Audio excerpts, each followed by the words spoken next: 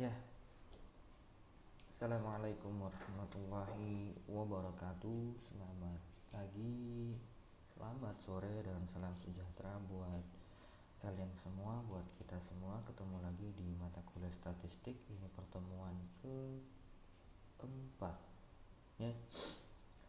Nah, kita masuk pada pokok pembahasan baru. Kita masuk pada pokok pembahasan probabilitas. Jadi probabilitas meniscayakan pembobotan pada kejadian. Nilai pembobotannya itu antara 0 sampai 1. Tiap titik pada ruang sampel memiliki nilai yang jika masing-masing di total itu sama dengan 1. Apa itu ruang sampel? Kemarin kita sudah pelajari, ya. Dan apa itu titik pada ruang sampel? Ya, kemarin juga kita sudah pelajari. Salah satunya itu adalah titik kejadian sederhana, ya. Untuk itu kita perlu memahami memahami aksioma berikut. Yang pertama, untuk setiap kejadian A berlaku probabilitas A lebih besar atau sama dengan 0. Yang kedua, untuk kejadian pasti S berlaku probabilitas S sama dengan 1. Untuk semua kejadian yang saling asing A1, A2, A3 sampai AN, maka berlaku probabilitas A1 gabung probabilitas A2 gabung sampai sekian sampai AN, atau sama dengan probabilitas A1 plus probabilitas A2 plus sekian-sekian plus probabilitas AN, ya. Jadi kesimpulannya, probabilitas kejadian A adalah jumlah dari probabilitas kejadian sederhana, ya. Yang ini kalau kita jumlahkan, maka nilainya tidak lebih dari 1, ya, atau nilainya antara 0 sampai 1. Kita masuk ke teorema probabilitas pertama yang akan kita pelajari. Teorema ini mengatakan bila suatu percobaan dapat menghasilkan n kemungkinan hasil, dan bila terkait dengan n hasil tertentu dari kejadian A, maka probabilitasnya adalah probabilitas A sama dengan n kecil per n besar. Misalnya sebuah uang logam dilemparkan sekali. Karena ruang sampelnya hanya 2 kemungkinan, muka atau belakang, maka n di sini sama dengan 2, n besar. Karena dalam sekali lemparan hanya terdapat satu hasil saja, maka n kecilnya itu sama dengan 1. Maka probabilitas dari kejadian pelemparan sekali uang logam itu sama dengan 1/2 untuk masing-masing hasil, atau 0,5. Bisa jadi peluang muka itu 1/2 dan peluang belakang itu 1/2. Contoh kedua, bila uang logam dilemparkan 2 kali, maka ruang sampelnya demikian, ya. Karena pelemparan terjadi 2 kali, maka kemungkinannya dua-duanya bisa muka. Ketika 2 kali dilempar hasilnya bisa muka-muka, ya, atau hasilnya bisa muka atau belakang,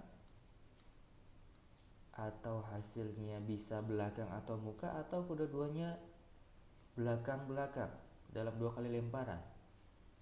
Ya, kini kita asumsikan uang logam yang kita gunakan adalah uang logam dengan sisi yang berbeda, sehingga kita bisa membedakan mana muka dan belakang. Maka kemungkinan keempat hasil muncul sama, ya. Itu kita simbolkan dengan misalkan bobot C. S sama dengan 4C. Jadi bila tiap keempat hasil kita berikan bobot C, maka S sama dengan 4C. Jadi misalnya masing-masing hasil ini kita kasih C1, C2, C3, C4. Maka jumlahan antara C1 sampai C4 ini 1. Atau C bobotnya itu sama dengan 1/4. Maka tentukan probabilitas kejadian A berikut, ya. Lemparan yang menghasilkan satu muka. Jika probabilitas yang ditanya itu adalah berapa hasil lemparan yang menghasilkan satu muka saja, ya, dalam 2 kali lemparan itu, berapa kemungkinan terjadi lemparan yang menghasilkan satu muka saja. Maka jawabannya harus seperti ini. Probabilitas A sama dengan MB, kemungkinan kejadian pertama yang bisa kita kira-kirakan, dan BM. MB ini dari mana? Ya, ini kemungkinan yang menghasilkan satu muka, ya. Karena masing-masing dari kejadian tadi, kejadian sederhana MM, MB, BM, dan BB kita berikan bobot C, dan kita pahami bahwasanya bobot C itu sama dengan 1/4, maka probabilitasnya adalah sama dengan MB plus BM, atau sama dengan 1/4 plus 1/4 sama dengan 2/4. Nah, sekarang ada pertanyaan, bagaimana kalau lemparan yang menghasilkan belakang, ya, di lemparan pertama, ya, berapa probabilitasnya? Kemudian ada latihan kedua, kita disuruh mencari lemparan yang menghasilkan paling sedikit satu muka. Berapa probabilitasnya? Ya, silahkan nanti dikerjakan. Nah, kemudian contoh ketiga, bila satu kartu diambil dari kotak berisi 52 kartu bridge, maka tentukan peluang mendapat kartu hati. Jumlah kartu hati dalam satu kotak kartu bridge itu ada 13. Jadi kartu poker lah, ya. Jadi ruang sampelnya itu ada as, 2, 3, 4, 2 hati, 3 hati, 4 hati, 5 hati, sampai raja, king, hati. Dan kita pahami satu kotak kartu itu, kartu bridge itu berisi 52 kartu. Maka probabilitas peluang kita menarik satu kartu hati itu sama dengan 13 N kecil per 52 N besar, sama dengan berapa? Sama dengan 1/4 atau 0,25 atau 25%. Ini contoh keempat. Misalnya sebuah dadu dilemparkan satu kali. Tentukan probabilitas A, yaitu munculnya angka 5. Jadi satu dadu kita lemparkan satu kali, kita disuruh mencari probabilitas munculnya angka 5 dalam sekali lemparan.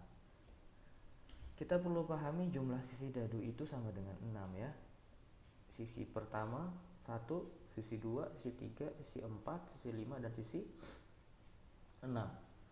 Jadi angka 5 berada di salah satu sisinya, ya. Jadi probabilitas kejadian kita melempar dadu dan menghasilkan angka 5 adalah N kecil per N besar sama dengan 1/6. Ini contoh kelima. Misalnya Erwin baru saja menikah. Ia dan istri sepakat mengikuti program KB 2 anak lebih baik. Tentukan probabilitas kejadian A jika anaknya perempuan semua, ya. Kita berikan simbol perempuan itu P besar. Tentukan pula probabilitas kejadian B jika anaknya laki-laki dan perempuan. kita beri simbol anak laki-laki dengan L besar, ya. Kita disuruh cari probabilitas jika anaknya laki-laki, kejadian A dan kejadian B. Kejadian A itu semua perempuan, kejadian B itu laki-laki dan perempuan.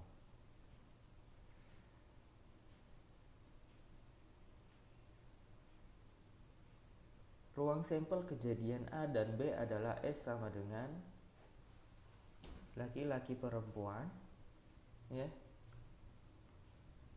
Laki-laki laki-laki, perempuan laki-laki, perempuan perempuan. Maka peluang kejadian A berdasarkan ruang sampel ini kita tahu, ya, berapa probabilitas anaknya perempuan semua. Kita lihat dia cuma 1 dari 4. N sama dengan 1, N besarnya 4, maka 1/4. Peluang kejadian B di mana anaknya laki-laki 1 dan perempuan 1, maka kita lihat di sini laki-laki dan perempuan 1 itu ada 2 kemungkinan. Jadi N-nya 2, pada semesta atau ruang sampelnya 4, maka jadi 2/4. Sederhana ya, masih mudah. Nah, ini ada latihan soal buat kalian, silahkan dikerjakan. Ini latihan soal yang tadi, ada 2 nomor sederhana. Soalnya sama di soal yang contoh pertama. Sekian, Assalamualaikum warahmatullahi wabarakatuh.